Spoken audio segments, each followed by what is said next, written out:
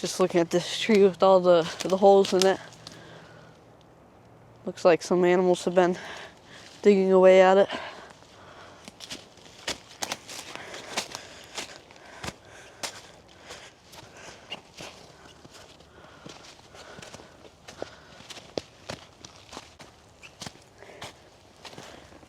Here's an acorn cap. I know how to whistle with an acorn cap.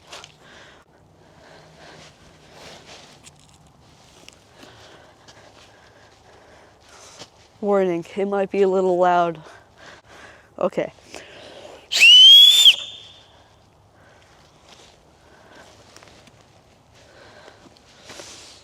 I hope nobody thinks that's a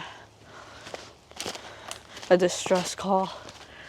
I really hope nobody thinks that.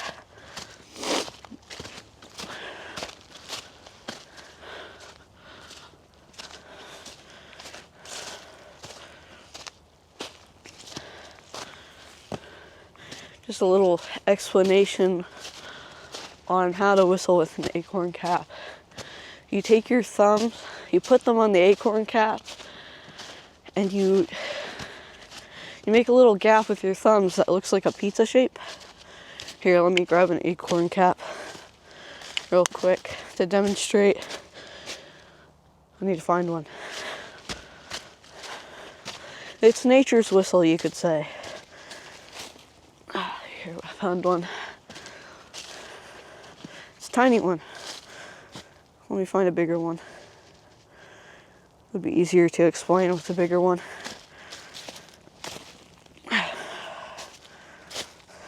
There we go, found a good one. You don't want to use one that has a crack in it because that doesn't really work. But this one looks fine.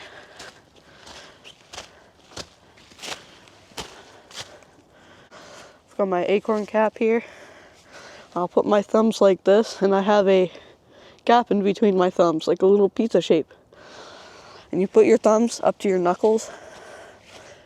You put your upper lip over your knuckles, over the top of your knuckles. And then you blow in. It takes a little bit of practice, but if you just practice, you'll find out how.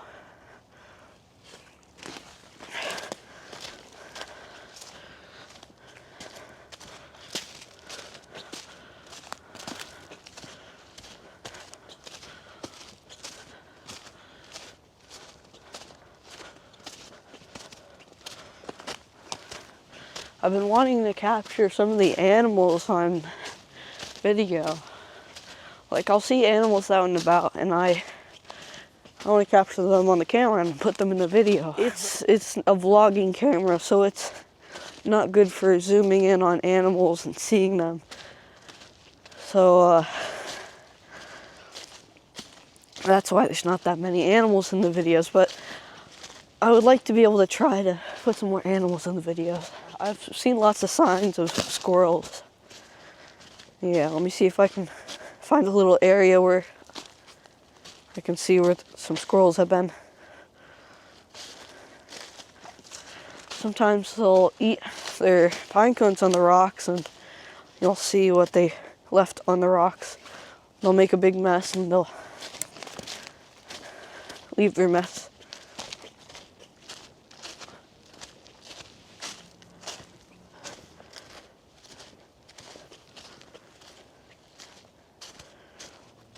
Here's some wintergreen popping up. You can see usually it has 3 leaves, and there's a little red bit, a little red part on the stem in the middle of the 3 leaves. It's kind of reddish towards the base of the leaves. And if you pick it up and you break it open, put it up to your nose and smell it, you could smell the wintergreen smell. Here's where a squirrel's been. Breaking open those acorns, eat them.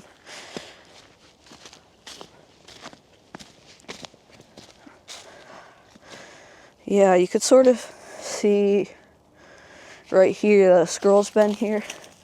You could see the little mess he left while breaking open his acorns. That's how you can tell the squirrel squirrel's been here. And also, when you see a bunch of little seeds, pinecone seeds, on rocks and things, you'll see a bunch of little, what are those things on the edges? Okay, here, I found a pinecone. All the little, I don't know what to call them. I'll just call them shingles of the pinecone because they kind of look like shingles. But all these little flaky bits on the outside, these things here, you'll find a bunch of those on the rocks, and that's where the squirrels have been. If I find a rock with a bunch of those on it, I'll show it. But right now, I don't think I'm in an area where that will happen. I'm kind of in the middle of an evergreen forest right now. I don't find that many squirrels here. There's lots of evidence of squirrels, but they're mostly in the pine forest-y areas, I guess you can say, because there's lots of pine cones. They can eat the seeds from the pine cones. It's where they like to be. They'll be wherever they can find nuts and seeds.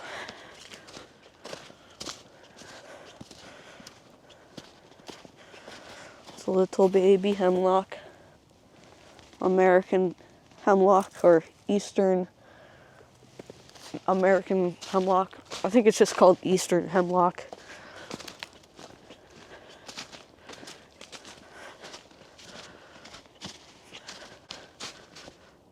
I found some birch bark. This is birch right here. You can use this bark for fires and things. If you ever need to start a fire in the middle of the woods, this bark is great for it. You've probably heard this before if you watch lots of Bushcraft. If you rip it up into really thin pieces, you can make a fire out of it. Even if it's wet, you can still, if the outside's wet at least, it can still stay dry for up to 2 weeks, submerged in water. Or, I mean, it can still light even after being submerged in water for 2 weeks. So it's a really good fire starter. Here's another Eastern hemlock tree here.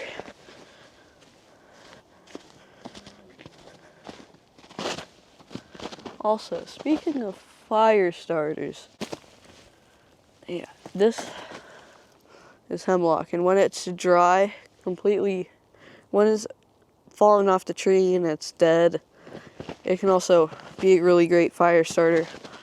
You want those thin, dry twigs. And those are really great for starting a fire.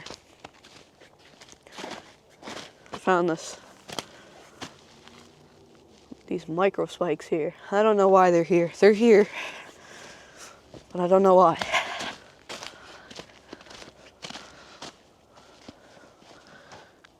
The little arrows for the, not little, they're actually rather large. They're like those arrows on the sides of roads that you see while driving. Instead, they're for snowmobiles, not for cars.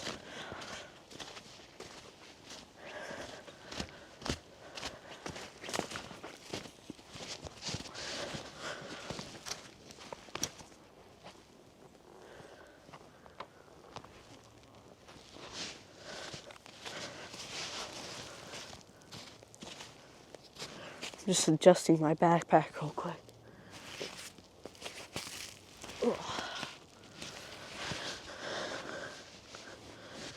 Okay. There.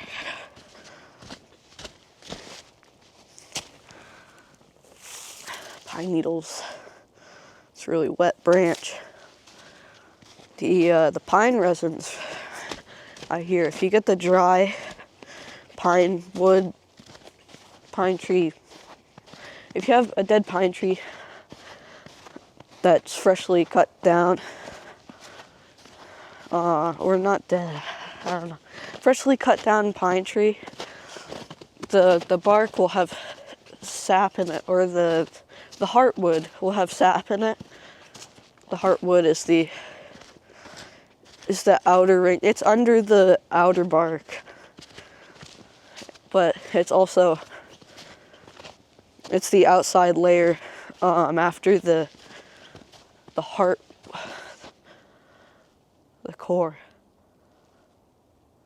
Okay, never mind. Well, anyway, it's the outer bark inside. It's the inside of the outer bark, and when it still has its resin in it, it can make a really great fire starter. Okay, there, I got out what I was trying to say. I think I hear somebody or something out in the woods.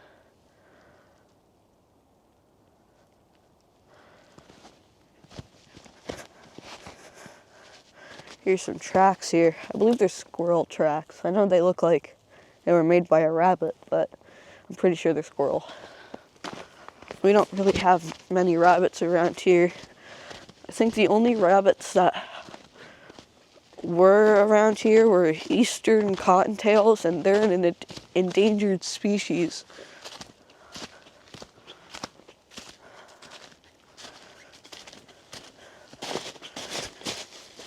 Here's some lichen.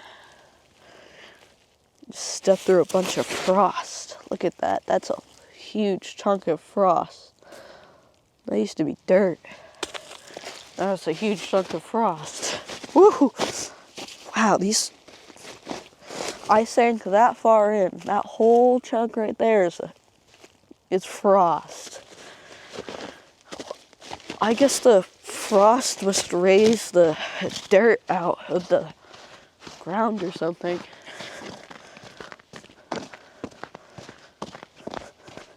Uh-oh, is that a mosquito?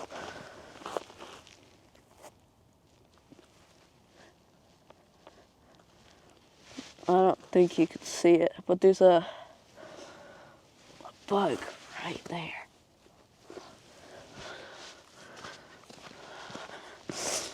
I hope it's not a mosquito. Whoa, this tree looks like a sponge. I guess some woodpecker must have gone in here and drilled out a bunch of sap. Oh yeah, here's the blue jay feather.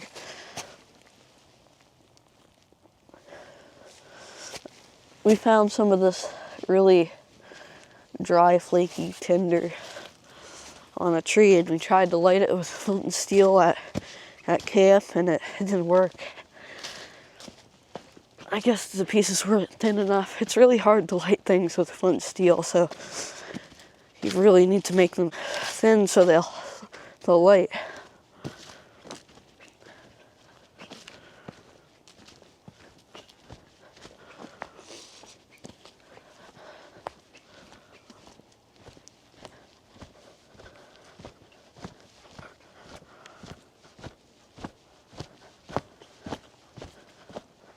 It's steep.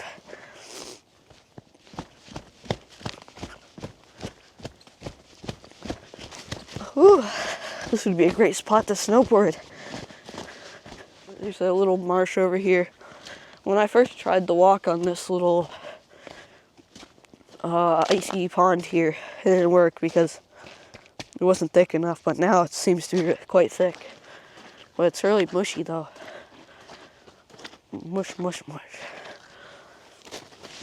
Let's step off the pond real quick. Oh, also, if you see wintergreen, you might see little berries coming off of it. Oh, I hear wintergreen is edible.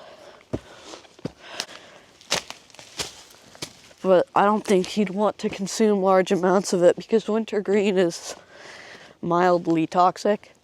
So, it's still less toxic than store-bought goods.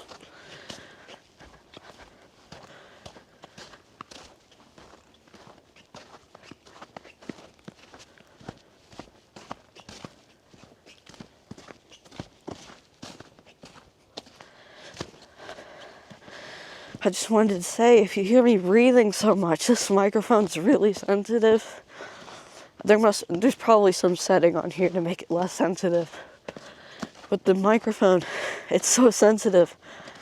Even with the slight breath, you can hear it.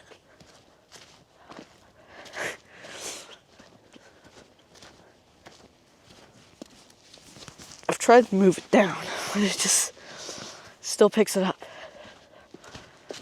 Maybe I just need to breathe less.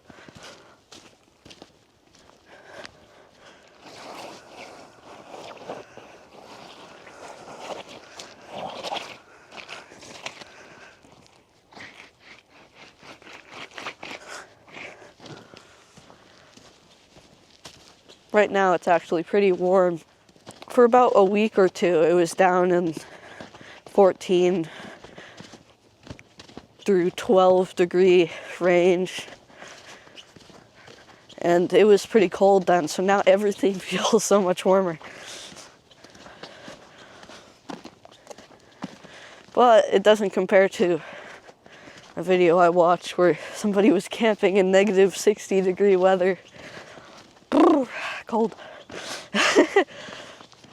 I see these dry, whatever these plants are, these shrubs here, a lot. I don't know what they are. Maybe one of you know what they are. It's the marshland sort of area here.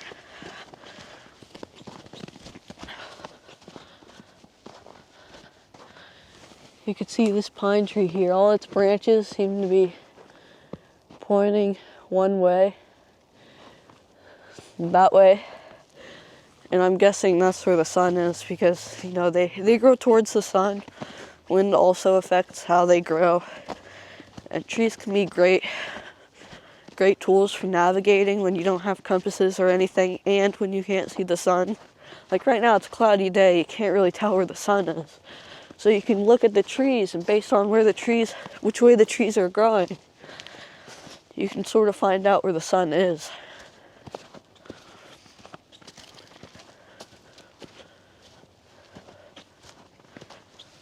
There's lots of fallen trees around here.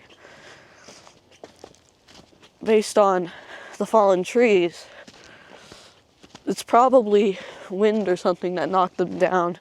If you know which way the wind is blowing in your area, you can tell by looking at the fallen trees which way that probably is, because if you know which way the wind blows in your area, like here, it mostly blows from the west to the east, I think. Then you can tell with the fallen trees that way is west and this way is east. And with the trees that are still up, pointing towards the sun, you can tell which ways. You have a whole compass. And then you can tell which way to go. There's a bunch of different navigating techniques if you don't have a compass or tools or anything. I like to read books, and that's how I know.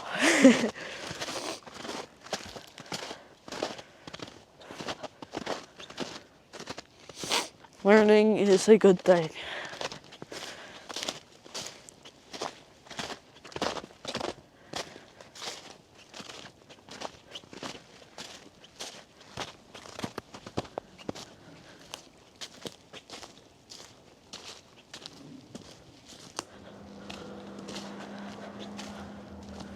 Oh, oops.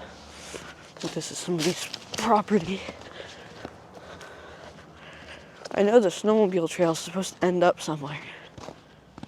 I don't know where.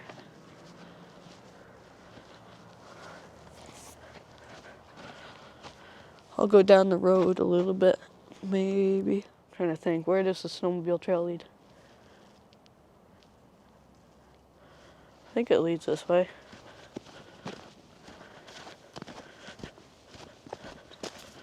It doesn't look like a little ramp at all.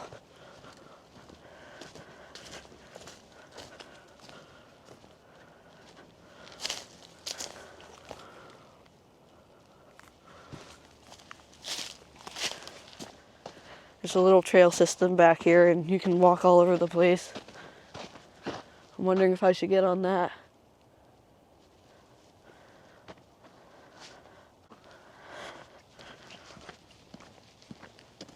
I guess I'll just go back.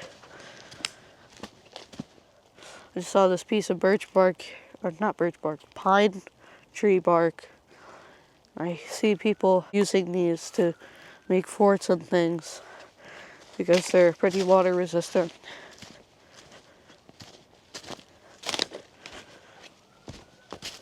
They use them for bushcraft shelters.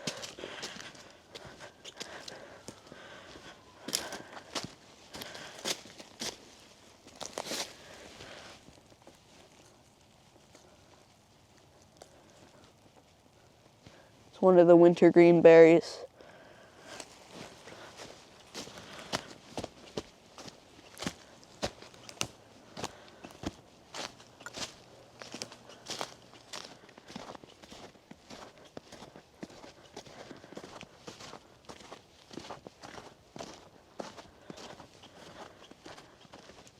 I heard from a farmer I used to help out.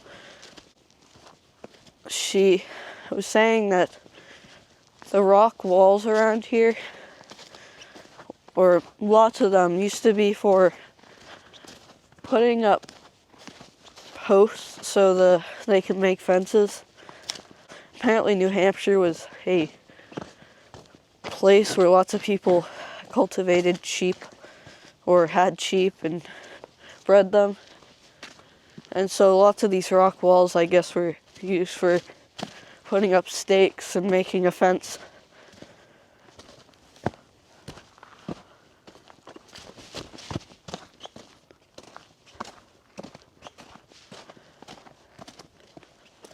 The snow has turned to rain. Oh no.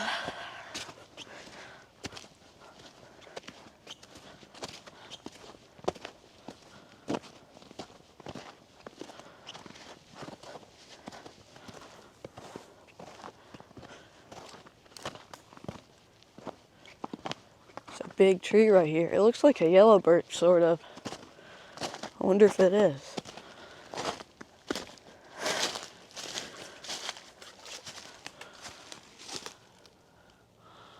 I don't think it is. The curls in the bark. Well, I don't know. I don't really know. It looks kind of yellowish.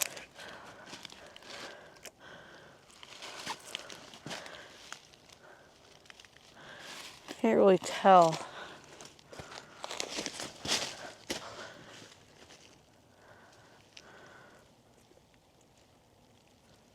I haven't seen a big yellow birch in a while, so I can't really remember how steep the curls should be or how steep they are. It looks kind of papery, so it might be a paper birch.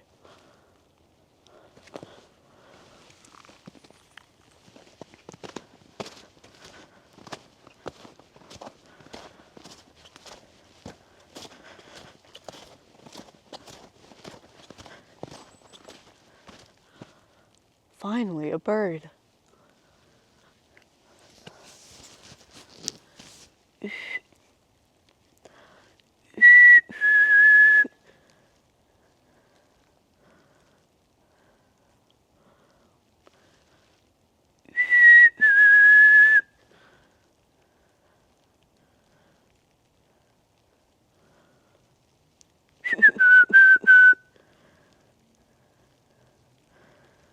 There's these little, I don't know how I should describe them. There's these little bumps, and then there's some shallow spots, and then there's bumps again in the land here.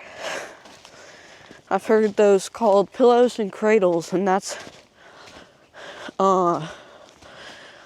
one way of telling whether the land has been touched or not. The pillows and cradles are formed by the trees that have fallen and the stumps that left a bunch of dirt behind. And then there's this little shallow spot underneath the tree, which would be the cradle or the little dip in the land. So that's one way of telling whether the land has been touched or not. If the land looks more flat, then I think it's cultivated land.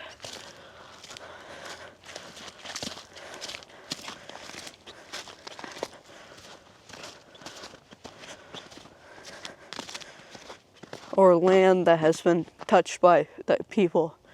Yeah, I think I got that last sentence wrong. I think it's when you see the pillows and cradles, that tells you that the land has been mostly untouched.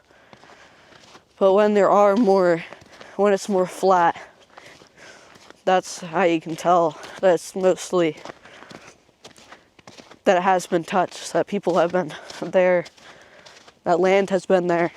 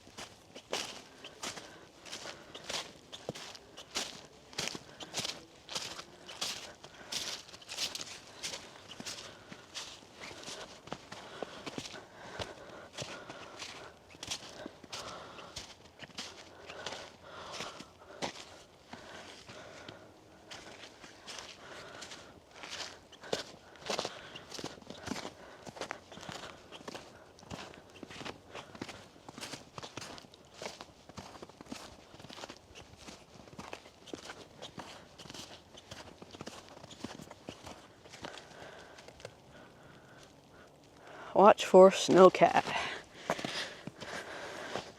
This is a snowmobile trail that I'm on right now. Currently, there's not enough snow to groom, and the trails are closed for the time being. So I don't really have to watch for the snowcat right now. It's supposed to snow tomorrow. I'm excited. Hopefully I can go snowboarding. Here's some more acorn caps. I think most of these acorn caps are here because the squirrels have taken the acorns out, taken them away and buried them, put them in their nests for the winter.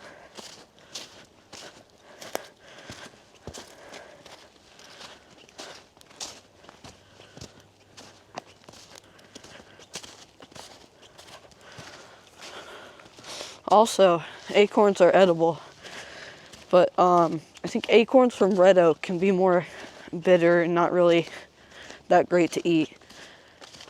But from white oak, people actually do pick them and make acorn flour and other things from the acorns. Whew, I'm still holding my breath.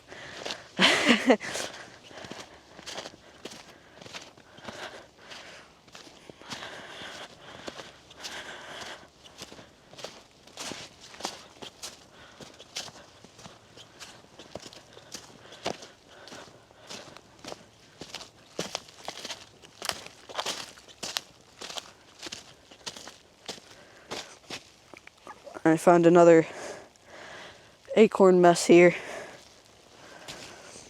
where the squirrels have gotten at the acorns or gotten into the acorns.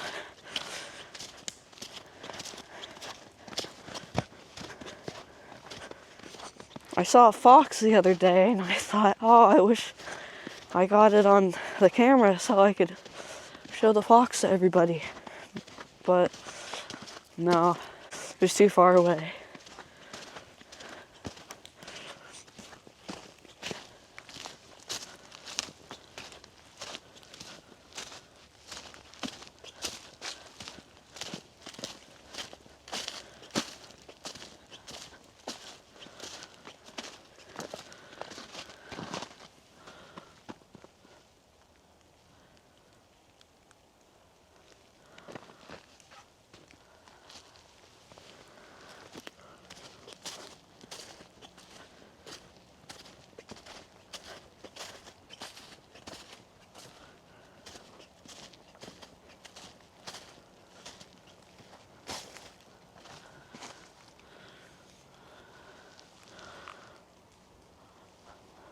Thought I saw some spruce needles. I don't think it was spruce. I think it might have been some lichen, something of that kind. There's a big pine tree right here. The hemlocks around here get really, really tall. I hear that in the lower states that they're really, not really small, but smaller than what we have here. Also, there's a fallen tree here. This isn't really a great example of what a pillow and a cradle is, but the fallen tree, you see all this dirt on the tree, that will fall down and make a little lump. And then the shallow spots where the tree gathered up all the dirt, brought it with it as it fell, and then you have your pillows and cradles. Yeah, I see a spot over here. It looks like there's a kind of a shallow spot right here and a bump right here. I don't think the camera can see it, but that's evidence of trees and land not really being cultivated, or land that hasn't really been touched as much.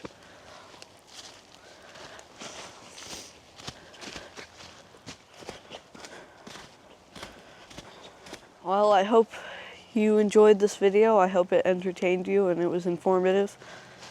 But this is the end of the video, and I'll see you in the next one. Bye.